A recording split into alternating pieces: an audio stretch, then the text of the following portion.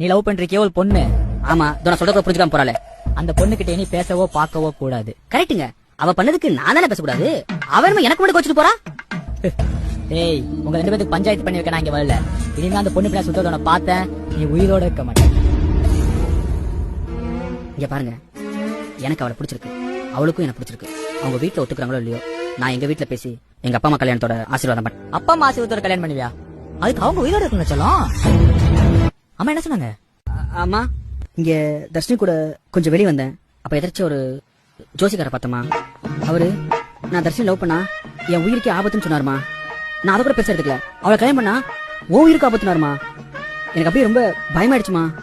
இல்ல இல்லம்மா, அவர் என் பேர் கூட சொன்னாரு. எனக்கு வேலை இல்லைங்கிற கூட அவர் தெரிஞ்சிருக்குமா.